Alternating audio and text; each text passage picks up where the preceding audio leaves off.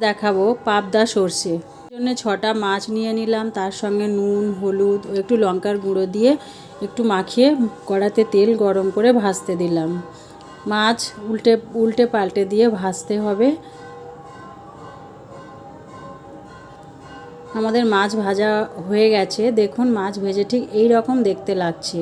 তারপরে আমরা একটা শিলেতে একটু সর্ষে, 4টে কাঁচা লঙ্কা, একটু নুন দিয়ে বেটে নেব। নুন দিলে তেতো ভাবটা চলে যায়। পরে 2টো বড় সাইজের পেঁয়াজ কুচিয়ে নেব ও একটু আদা রসুন বেটে নেব ও সর্ষে বাটাটা বেটে নেব। তারপরে আমার মূল রান্নায় চলে গেলাম। প্রথমে কড়াতে তেল দিয়ে দিলাম, দিয়ে পেঁয়াজগুলো ভাজতে থাকলাম। পেঁয়াজগুলো বেশ লাল লাল করে ভাজা হয়ে গেলে তারপরে আমরা এক এক করে মশলাগুলো দিতে থাকবো। প্রথমে দিলাম হলুদ, তারপর লঙ্কার গুঁড়ো, তারপর নুন, তারপরে একটু জিরের গুঁড়ো দিয়ে নাড়তে থাকবো।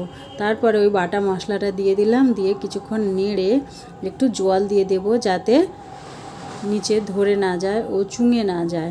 ও মশলাটা আরও কিছুক্ষণ কষাতে থাকবো। দেখুন আমাদের মশলাটা কষানো হয়ে গেছে। এবার আমরা উপর থেকে কয়েকটা মটরশুঁটি দিয়ে দেব। এটা অপশনাল, আপনারা দিতেও পারেন নাও দিতে পারেন, আমাদের ভালো লাগে তাই আমরা দিলাম।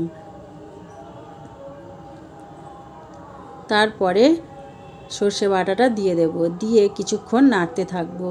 বেশিক্ষণ নাড়া যাবে না, তাহলে তেতো হয়ে যাবে। কিছুক্ষণ নাড়ার পর তেল ছেড়ে দিয়েছে দেখুন। এইবার আমরা উপর থেকে কিছুটা জল ঢেলে দেব। ব্যাস আমাদের সর্ষে পাবদা রেডি। এবারে উপর থেকে কিছুটা ধনেপাতা দিয়ে দেব। স্বাদ অনুযায়ী, শীতের সময় ধনেপাতাটা দিলে খেতে খুব সুন্দর লাগে। তারপরে মাছগুলো দিয়ে দেব। দেখুন কি সুন্দর ফুটছে।